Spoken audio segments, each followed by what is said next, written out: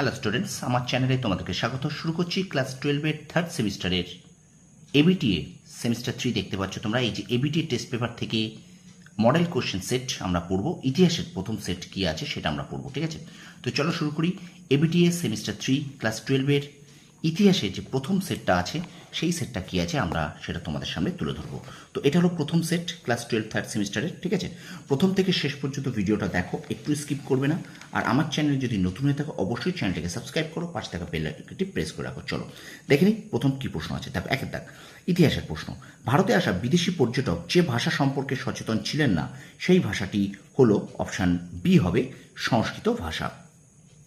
দুয়েদা কি বলছে, পর্যটক ইবন বতুতা বিদেশ ভ্রমণের পর তার ভ্রমণ অভিজ্ঞতা লিপিবদ্ধ করেছেন অপশান এ কিতাব উল রিহালা গ্রন্থে। 3 নম্বর প্রশ্ন, আগ্রার একটি বিখ্যাত সমাধিসৌধ হলো, এটা হবে আকবরের সমাধি। 3-এর এ। 4 নম্বর প্রশ্ন দেখো, কাশ্মীরের হিন্দুদের উপর থেকে জিজিয়া কর রদ করেন, এটা হবে option A Sultan Zain ul Abedin, option A, ঠিক আছে? তারপরে ভক্তিবাদী আন্দোলনের উপকেন্দ্র ছিল আলাবার। ওকে, আচ্ছা 6 নম্বর প্রশ্ন দেখো, পরম ভগবত উপাধিটি গ্রহণ করেছিলেন গুপ্ত সম্রাট সমুদ্রগুপ্ত। সমুদ্রগুপ্ত। আচ্ছা তারপরে দেখো, শিখ ধর্মগুরু নানকের উপদেশগুলি লিপিবদ্ধ হয়েছে আদি গ্রন্থ। ভারতে চিস্তি সম্প্রদায়ের প্রতিষ্ঠাতা ছিলেন খাজা মঈনুদ্দিন চিস্তি। ওকে, আচ্ছা 9 দেখো, বিজয়নগর সাম্রাজ্যের প্রথম প্রতিষ্ঠাতা রাজবংশ হল সঙ্গম বংশ। আচ্ছা তারপরে দেখো, বিজয়নগর সাম্রাজ্য গৌরবের শীর্ষে আরোহণ করেছিল যে শাসকের রাজত্বকালে, তিনি হলেন রাজা কৃষ্ণদেব রায়। স্টুডেন্টস, ভিডিওটাকে একটু বেশি করে শেয়ার করে দাও। ABTA test paper class 12 third সেমিস্টারের ইতিহাসের প্রথম যে মডেল সেটটা আছে সেটা আমরা পড়ছি, ঠিক আছে? তো অবশ্যই এটাকে একটু বেশি করে শেয়ার করো, বন্ধুদের মাঝে একটু বেশি করে শেয়ার করো, ঠিক আছে? চলো আমরা ভিডিওটা কন্টিনিউ করি। আমার চ্যানেল যদি নতুন হয়ে থাকো অবশ্যই চ্যানেলটাকে সাবস্ক্রাইব করো, আর পাশে থাকা বেল আইকনটি অবশ্যই তোমরা প্রেস করে রাখো। চলো আমরা ভিডিওটা কন্টিনিউ করি।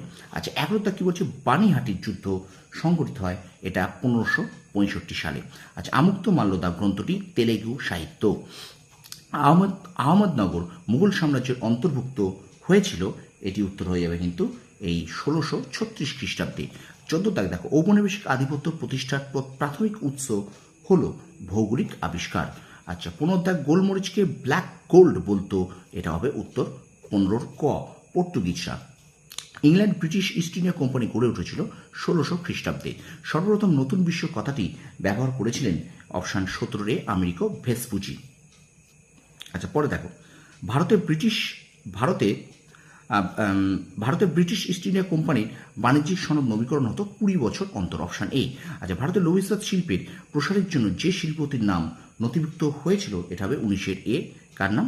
না, অপশান এ হবে এটার উত্তর, জামশেদজি টাটা। পরের প্রশ্ন দেখো, 1822 খ্রিস্টাব্দে ব্রিটিশ শাসক হোল্ড ম্যাকেঞ্জির প্রতিবেদনের উপর ভিত্তি করে যে আইনের মাধ্যমে মহলওয়ারি বন্দোবস্ত প্রবর্তিত হয় সেই আইনটির নাম হলো, এখানে উত্তর হবে কিন্তু 20-এর এ, এটা হলো 7ম রেগুলেশন। আচ্ছা এবার আমরা চলে যাই বিভাগ ক্ষয়। দেখো শূন্যস্থান পূর্ণ আছে। উত্তর ও মধ্য ভারতের পণ্ডিতরা লেখার জন্য ব্যবহার করেন ড্যাশ, অপরদিকে দক্ষিণ ভারতে পণ্ডিতরা লেখার জন্য ব্যবহার করে, এটা অপশন হবে প্রথমটা গাছের ছাল এবং তাল পাতা, অর্থাৎ 21-এর উত্তর হবে এ, ঠিক আছে?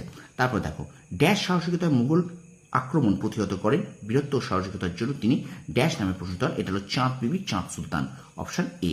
আচ্ছা পরের প্রশ্ন ছিল বাণ নিয়ে ভারতে 23 দেখো, বাণ নিয়ে ভারতে ছিলেন অপশান 7 বছর, অপশান এ। আচ্ছা ইংরেজদের সাথে ড্যাশের সন্ধি হয়, তাহলে সিরাজ ইংরেজদের সাথে আলীনগরে সন্ধি করেন।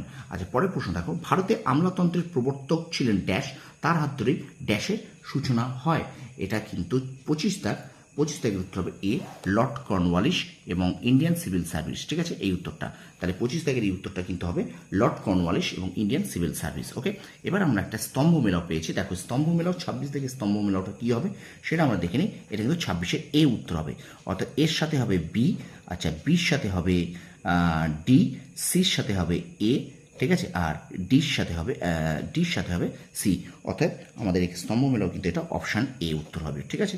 আচ্ছা 27 তাকে চলে যাই, আপনার আরেকটা স্তম্ভ মেলাও আছে, সেখানে একটু দেখে নিই স্তম্ভ মেলাও কী হবে।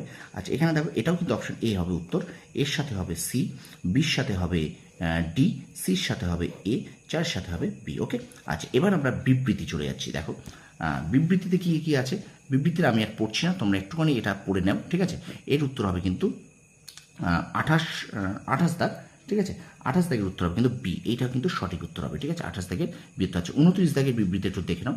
29 দুটি এটা বিবৃতিটাও আমি আর পড়ছি না, ঠিক আছে। দেখো 29 দাগের উত্তর যেটা হবে, 29 দাগের উত্তর হবে কিন্তু সি, এ এবং এ সঠিক কিন্তু আর ভুল, এটা কিন্তু এর 29 দাগটা হবে, ঠিক আছে। আচ্ছা 30 দাগ, 30 দাগের একটা বিবৃতি আছে, এটার কিন্তু উত্তর হবে অপশন এ। আমি এগুলোকে আর ডিটেলসে পড়ছি না, তোমাদেরকে জাস্ট উত্তরগুলোকে আমি দাগিয়ে দিয়ে যাচ্ছি, ঠিক আছে। আচ্ছা 31 দাগ, আচ্ছা 31-এর এখানে তোমার উত্তর হবে কিন্তু এ, 31-এ এ উত্তর হবে, ঠিক আছে। 31-এ এ উত্তর হবে, এইটা কিন্তু উত্তর হবে 31-এ এ। নিচের চার্ট এবং উপলব্ধ বর্ণিত বিকল্পগুলি সঠিক উত্তর নির্বাচন করো।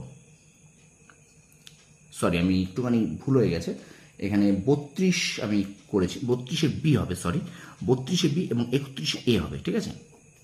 এটা হবে তাহলে 31-এ এ উত্তর হবে এবং 32-এর বি উত্তর হবে, এটা 32-এর বি উত্তর, এটা হলো সঠিক উত্তর, 32-এর বি। তাহলে কি বললাম, 31-এর এ, 31-এ এ উত্তর হবে এবং 32-এর বি উত্তর হবে, ঠিক আছে। তো চলো আমরা চলে যাই 33 নম্বর প্রশ্নে। 33 দাগে কি প্রশ্ন আছে এটা আমরা একটু 33 এখানে নিচের ধারাবাহিক সময় অনুসারে সাজাও, এটা আছে। এটাকে আমরা যদি দেখি কোন উত্তর হবে 33 দাগ, না 33 দাগের উত্তর হবে এ, 1 2 3 4টা কিন্তু পরপর সাজানোই আছে, ঠিক আছে। আচ্ছা 34-এ চলে যাই, 34-এর উত্তর হবে এখানে এ, 34-এর উত্তর হবে এখানে এ, ওকে। আচ্ছা 35 একটি বিবৃতির, 35-এর এখানে উত্তর হবে সি, 35-এর উত্তরটা হবে এখানে হবে সি, ঠিক আছে। আচ্ছা 36 দাগ দেখো, 36-এর উত্তর হবে এ, 36 জায়গার এই উত্তরটা হবে কিন্তু এ, ঠিক আছে। এবার দেখো তোমাদের একটা কেস স্টাডি আছে, এই যে কেস স্টাডি তোমরা এটা একটু পড়ে নাও, এটাও আমি আর পড়ছি না, এটাকে পড়ে নাও। এখান থেকে যে প্রশ্ন উত্তরগুলো আছে সেগুলো আমি তোমাদের সলভ করে দিচ্ছি, ঠিক আছে। ভালো করে এটা একটুখানি পড়ে নাও, ঠিক আছে। একটুখানি আমি তোমাদেরকে ওয়েট করছি। দেখো এটাকে একটুখানি তোমরা পড়ে নাও, ভালো করে একটু পড়ে নিয়ে তারপরে তোমরা কিন্তু প্রশ্ন উত্তরগুলো করবে, ঠিক আছে। তো এখান থেকে 4টি প্রশ্ন তোমাদের জন্য আছে, তো চলো এবার আমরা প্রশ্ন উত্তরে চলে যাই, ঠিক আছে। ভালো করে পড়ে নিয়েছো, এবার চলো আমরা প্রশ্ন উত্তরে চলে যাই। কী কী প্রশ্ন এখানে আছে একটু দেখে নিই। 37 বলছে 1990 খ্রিস্টাব্দে পূর্বে আফ্রিকায় কাদের আধিপত্য দেখা দিয়েছিল, এখানে উত্তর হবে সি, ইউরোপে, ওকে। আচ্ছা 38 বলছে 1910 খ্রিস্টাব্দে দক্ষিণ আফ্রিকার স্বাধীনতা পেলেও প্রকৃত স্বাধীনতা পাননি, সেখানকার অপশন হবে বি, কালো বর্ণের মানুষেরা। আচ্ছা 38 বলছে দেখো, দক্ষিণ আফ্রিকায় বর্ণ বৈষম্যদের বিরুদ্ধে যে রাজনৈতিক দল আন্দোলনের নেতৃত্ব দিয়েছিল সেটার নাম কী হবে, 39-এ এ হবে উত্তর, আফ্রিকান ন্যাশনাল কংগ্রেস। এবং দক্ষিণ আফ্রিকার প্রথম কৃষ্ণাঙ্গ রাষ্ট্রপতি হিসেবে নির্বাচিত হয়েছিলেন কিন্তু নেলসন ম্যান্ডেলা। তো স্টুডেন্টস, এই হলো তোমাদের এবিটিএ টেস্ট পেপার ক্লাস 12-এর 3rd সেমিস্টারের ইতিহাসের যে প্রশ্নগুলো আছে সেগুলো আমি তোমাদের সামনে তুলে ধরলাম। অবশ্যই ভিডিওটাকে ভালো করে দেখো, প্রত্যেকটা প্রশ্ন ভালো করে পড়ে যাও, ঠিক আছে। আর অবশ্যই তোমরা ভিডিওটাকে একটু বেশি করে শেয়ার করে দাও তোমার বন্ধুদের মাঝে, ঠিক আছে। তো আর এখনও যারা আমার চ্যানেলটাকে সাবস্ক্রাইব করোনি তারা অবশ্যই আমার চ্যানেলটাকে সাবস্ক্রাইব করো, পাশে থাকা বেল আইকনে প্রেস করে রাখো, ঠিক আছে। আর যাতে সবার আগে তোমরা এই নোটিফিকেশনগুলো পাও। এবিটিএ টেস্ট পেপারে আমি কিন্তু ইতিহাস, ভূগোল, বাংলা এবং রাষ্ট্রবিজ্ঞানের যে মডেল সেটগুলো আছে সেগুলো আমি তোমাদের সামনে কিন্তু সলভ করে দেবো, ঠিক আছে। তো জোরদার পড়াশুনো করতে হবে, পড়াশুনো কিন্তু ব্যাপকভাবে করতে হবে। তো চলো আমরা এই পর্যন্ত ভিডিওটা শেষ করছি, তোমরা সফল হও, তোমাদের সাফল্য কামনা করি, ধন্যবাদ।